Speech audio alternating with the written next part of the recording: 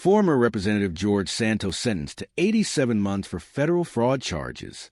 Disgraced former Representative George Santos was sentenced Friday to 87 months in prison for aggravated identity theft and wire fraud charges stemming from fraudulent activity during his 2022 midterm campaign. The judge ruled he must surrender by July 25th. Santos was sobbing in the courtroom on Friday and said he betrayed the confidence entrusted in me while giving a brief statement to the judge. I cannot rewrite the past, but I can control the road ahead. I have tried my best, Santos said. New York State Department of Labor Commissioner Roberta Reardon spoke out against Santos regarding unemployment benefits he took out during COVID-19 at the sentencing, saying he had callous disregard for New Yorkers and his crimes were not victimless.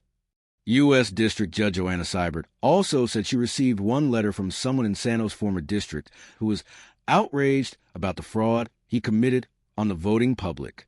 Santos' defense asked for the minimum 2-year sentence, saying in court that Santos is a 36-year-old gay man from a broken home and built an alter ego that he showed the world.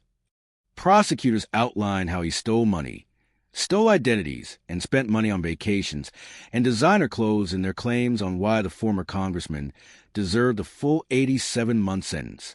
He rose to one of the highest offices in the land on a wave of lies, said Assistant U.S. Attorney Ryan Harris. He said Santos not only lied, but was an extravagance along the way with his lies. Seibert pointed out Santos was making money from social media appearances, a documentary and podcasts, and she found it incredible that he didn't open up a savings account to pay back restitution, and that he kept up with the lies and continued to blame the government. The sentencing marks a downfall for the former New York Republican congressman who pleaded guilty in August. At the time, he was also ordered to pay restitution of $373,000 as part of an agreement.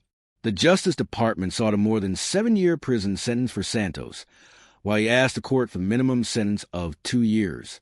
Santos, who represented parts of Long Island and Queens during his brief and scandal-plagued tenure in Congress, was expelled from the House in late 2023 after the House Ethics Committee released a report of additional uncharged and unlawful conduct by Santos.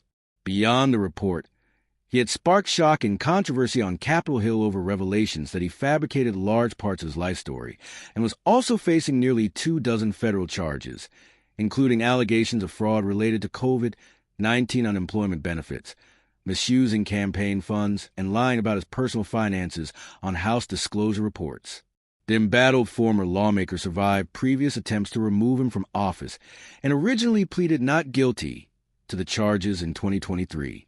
He attempted to run in another New York district as an independent last year before ending his congressional bid after roughly a month, and later pleaded guilty just weeks before the ex-congressman was set to stand trial on the federal charges.